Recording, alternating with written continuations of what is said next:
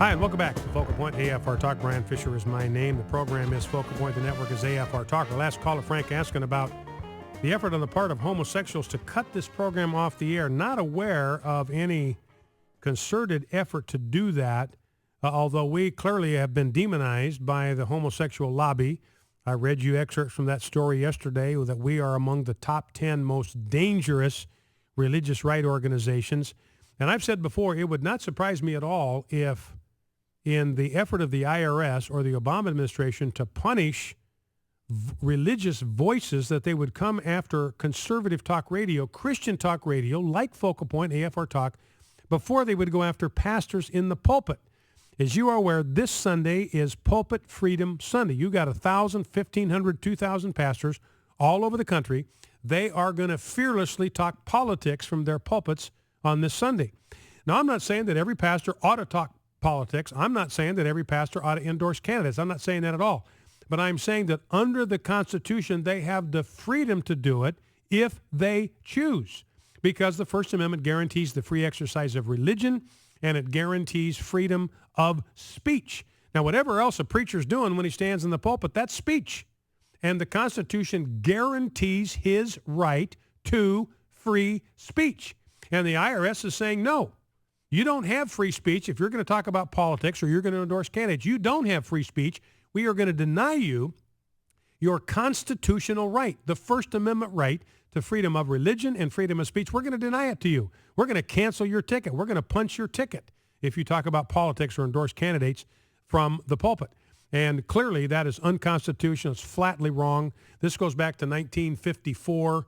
Lyndon Baines Johnson is the one that engineered the restriction on nonprofit organizations in 1954. And when Lyndon Baines Johnson did that, he wasn't even going after churches. He was going after two nonprofit organizations in the state of Texas that campaigned against his reelection campaign to the United States Senate. That irked him. And so he went to Congress with this amendment to the IRS regulations. There was no debate. I think it passed on a voice vote. Nobody realized even what they were doing. And it passed, and then it became a part of the IRS code since 1954, which means the tax-exempt status of a 501c3 organization. Churches automatically qualify. If you're another nonprofit, you got to apply for it. But your tax-exempt status could be yanked if you involved yourself in partisan politics. That's absolutely flatly unconstitutional. That would be abhorrent to Thomas Jefferson.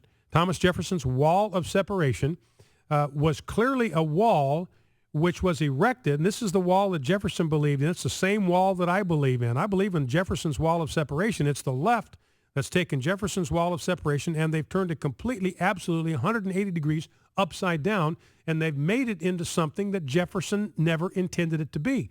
What Jefferson meant by the wall of separation is a wall that prevents the government from intruding into the life of the church. The government is not allowed, the central government is flatly forbidden to intrude itself into the affairs of the church.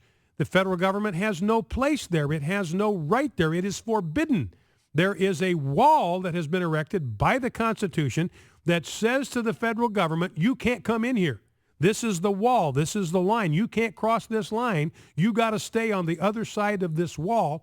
If you cross through this wall, you are trespassing on constitutional territory, and you've got no right to be there. And that was Jefferson's wall. It's not a wall to keep the church from influencing the state. It was a wall to keep the state from interfering with the church. Now, I would submit to you that you cannot get more interference from the state than an agency of the federal government dictating to pastors the content of their sermons. You talk about intrusion. You talk about trampling Jefferson's wall of separation. That's it right there.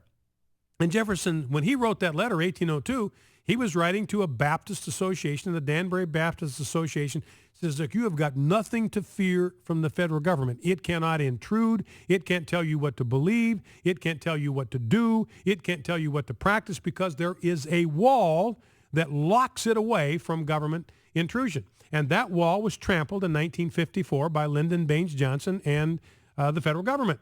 It's unconstitutional. And these pastors, ADF, Alliance Defending Freedom, they've been trying to get the IRS to go after a pastor for violating that provision for 5 years. and they can't do it. They can't even provoke the IRS. You got pastors sending their sermons into the IRS. Here, listen to this.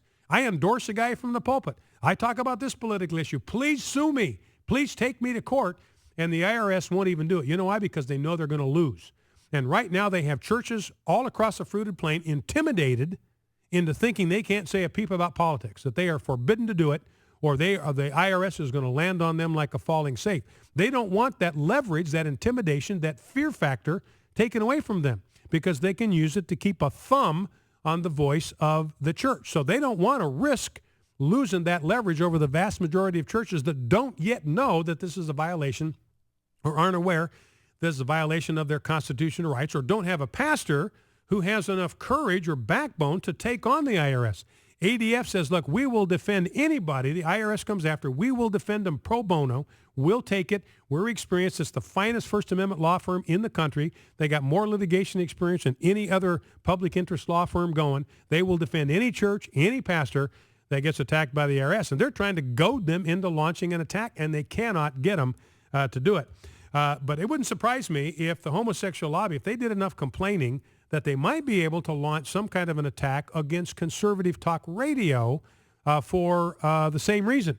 They might cite the fact that the airways are technically owned by the federal government. They got no right to it, but they've taken control of it.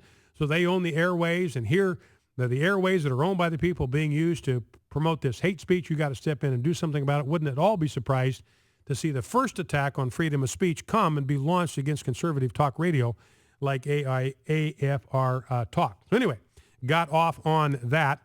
Let me play a couple of quick sound bites before we go to the phones. Here's Andrea. Oh, no, let's drop down to some comments that have to do with the debate performance on Wednesday night. Here is Al Gore, clip number 5. This is how desperate, ladies and gentlemen, this is how desperate the wingers on the left were to try to find some way to minimize the impact of Obama's dismal performance. Here's Al Gore looking for an explanation. I'm going to say something controversial here. Obama arrived in Denver at 2 p.m. today, just a few hours before the debate started. Romney did his debate prep in Denver. Mm-hmm. When you go to 5,000 feet, exactly, and you only have a few hours to adjust. That's interesting. I don't know, maybe. And they're out there saying, oh, that's interesting. That is a crock. I mean, I've lived in Colorado. I traveled frequently to Denver. I never even noticed the change in elevation. Now, you might notice some difference in stamina if you were running because you might get winded a little bit quicker, but you're oh, my gosh, you're not going to feel it talking for 45 minutes. That's just absolutely absurd. You know, when football teams fly into Denver to play the Broncos, basketball teams fly in there to play the Nuggets, you got baseball teams flying in there to play the Rockies. They'll get in at 1 o'clock in the afternoon and play a night game, and they don't seem to have any problem with it. So that's Al Gore. That just shows you how desperate they are. Now, here's Piers Morgan, clip number 6, Rob. Here's Piers Morgan basically saying the same thing I was saying. Look, the reason that Obama had a tough time is he never gets challenged. Here's Piers Morgan saying the same thing. Now, if you're wondering where Mitt Romney developed these extraordinarily new debating skills, then look no further. I've interviewed the governor 3 times in the last 18 months and tested his arguing skills as best I can. You did extend a ban on these kind of assault weapons because you did feel there was a qualitative difference between shooting and hunting and the guns you need for that and having guns where the only capability appears to be mass killing. Actually, in Massachusetts, we had the pro-gun lobby and the anti-gun lobby come together and fashion a bill that both thought was an advance. Tough questions and increasingly adept and skillful answers. By contrast, Barack Obama has persistently declined all my entreaties to come on the show, which, judging by what I watched last night, is clearly a dreadfully flawed strategy. So come on, Mr. President, it's time to follow Mitt Romney's lead. I can promise you a lively exchange of views, a fair crack of the whip, and perhaps even the odd moment of much-needed levity. I'm available anytime, any place. So there's Piers Morgan saying the reason that Barack Obama lost that debate is he didn't come on my program. I just got to love it. Let's grab a couple of phone calls before the break. Let's go to Eric in Southwest Missouri. Eric, you're on Focal Point with Brian Fisher. What's on your mind? Eric, are you with us? Can you hear me, Brian? Yes, Eric, go right ahead. I'm sorry, I had the mute button on. I'm surprised Al Gore didn't blame. It's a shame, it's a shame we don't have a mute button for some of our politicians. You know what I'm saying? Amen. I'm surprised Al Gore didn't blame the problem with the president on global warming. But that's not what I called about. Well, speaking of global warming, Denver had a snowfall today. Oh. Two weeks earlier than normal. So there's your catastrophic global warming alert for the day. And by the way, they are setting world records for ice in the Antarctic. They've got more ice in the Antarctic than they've ever recorded in history. That's your other catastrophic global warming alert for the day. Anyway, go ahead, Eric. We wouldn't want to confuse Al Gore and the greenies with the facts. Confused enough already. Indeed. I heard on a local call-in program this morning someone state that the problem with Republicans/conservatives regarding the poor is that they hate them. And, of course, that's poppycock. But anyway, I know, Brian, how that I would respond to a lie like that. If you were to be asked, or if you heard someone state that Republicans/conservatives hate the poor, and of course they make the claim because they believe welfare programs help the poor, and that Democrats/liberals support those programs, and Republicans/conservatives oppose them, how would you respond to that? And if it's okay, I'm just going to hang up and listen so I can record your answer. I'm just looking for a detailed list. The war on poverty, the failure of it, and so forth and so on.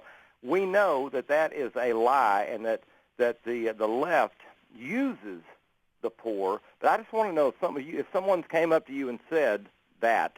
All right, great. All right, Eric, listen, thank you for that, and I'll try to do my best to answer here in the next 60 seconds. I would say, number one, we do not hate the poor, and I wouldn't accuse the liberals of hating the poor. I would say they despise the poor. Liberals despise the poor because they think the poor are helpless, they are inept, they are incapable of caring for themselves. And I think that is a dismal view to have of humanity. I don't have that view of humanity. I have a much higher view of the capacity that people have to care for themselves. Number two, we have spent $16 trillion fighting the war on poverty. $16 trillion. In fact, it's a little bit more than that. We've spent as much fighting the war on poverty as our national debt. If we hadn't even started fighting the war on poverty, we would have no national debt. Has it worked? The answer is no. We got more poor people today than we've ever had. That means it's time to think of another approach, and that's to go back to the safety net we had until 1965, which was families taking care of families, communities taking care of communities, churches taking care of their communities, private charities taking care of communities. Focal Point AFR Talk.